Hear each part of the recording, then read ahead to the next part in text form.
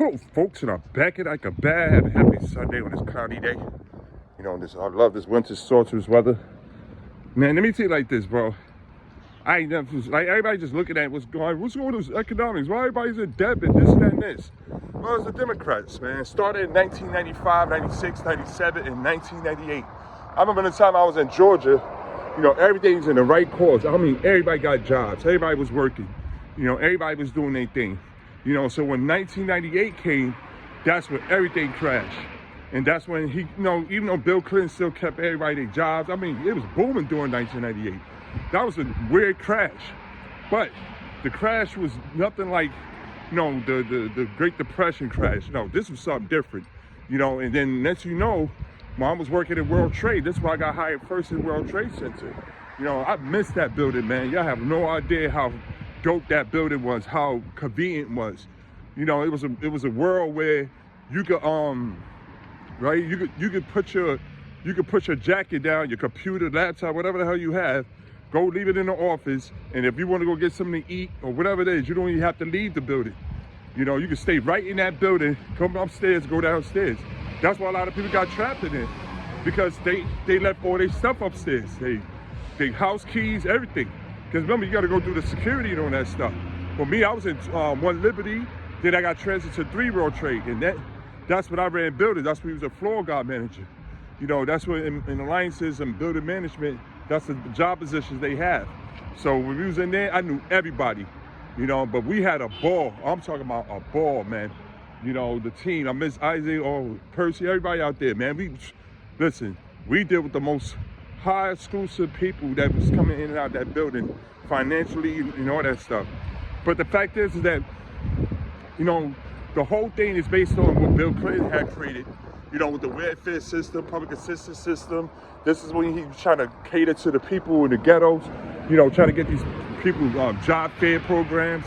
You know, this is when he had his office on 125th Street, came to Harlem, trying to bring democracy to Harlem, because, you know, Harlem was a working class, high class people, you know, that worked in Manhattan and all that stuff, and people understand that. That's what democracy do. So whatever is a high UCC, and you got people been working since the 70s, you know, and then the 60s, like my grandma, everybody else, all her friends, everybody that's through Harlem, then when they retire, you know, in the 80s, then they got to make up to what's doing for the from the 80s in the 90s. So when 2001 came, that's when Bush came in office, and he had no idea what the hell was going on. But he did, but it's just that he didn't know how to handle all that debts that they put on top. So now, when Bush left, that's when the subcommittee selected Obama. So Obama got selected, then that's when he added the fuel to the fire. Now Trump has to clean up all the mess. That's what Republicans do. They've been doing this for years.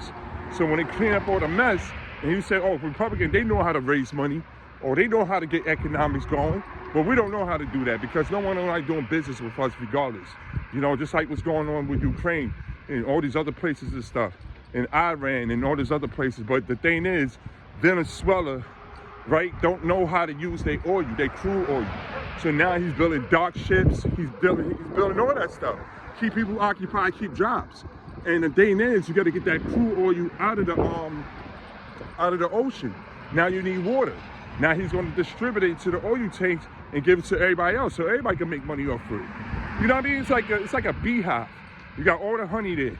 You know, you sit there and take all that honey and say, okay, I got my piece of the pie, you got your piece of the pie, everybody's eating. That's called economics, currency. You know, currencies through the maritimes of the water. So now you got you got the military, all right, then you got the what do you call the guys, the U.S. Marines and stuff. Remember, it's air, water, and land. Once it rebirthed into land, now you got the Army, now you got the Navy, all these people, they have to keep an eye on the goods. So that oil is very important, just like with guns. You need guns to protect your goods. You know, ain't that guns for war and all that stuff, no. They use it so they can protect their goods. You know, Nicolas Cage did in his movie. What's that movie? War of the World, whatever it is. But anyway, like I said, we live in a world now where people have no idea, don't understand the magic behind these so-called commerce wars. So that's what's going on. So Bill Clinton raised the bar and raised so much debts to a point where people say, man, Bruce, why the hell he did that? He did that for one reason. Why? Because he knew that Republicans going to clean it up. So that's why Trump said, that's it. It's enough. It's enough. We got to put a stop to this Iran thing, because Iran is being stingy with their oil because they don't have infrastructure. They don't have jobs out there. They don't got people sitting out there working on the oil fields, you know, keeping these people occupied. No, they don't have none of that. So what they do is they just sit there and just let it go to waste. And that's what's going on. And they sit there, oh, it's going to be World War III. No, ain't no war. The war they talk about is just a Carmen's war, because, you know, the Capitol building got to make sure that everything is signed off. So the more less oil you'll have, the more friction you don't have. So if people don't understand what friction is, friction means that there's no more oil in New Jersey, right? And all the oil runs out. Guess what happens? When the oil runs out, all the cars stops. That's why you got all these people trying to fight against the water engines, the electric engines, and the gas engines. So imagine there's no more gas. Everything just run out. That's why it's called mud ducts, and that's where everything comes to a stop. So that's the secret to oil. Everything, imagine that, the whole New Jersey go dry.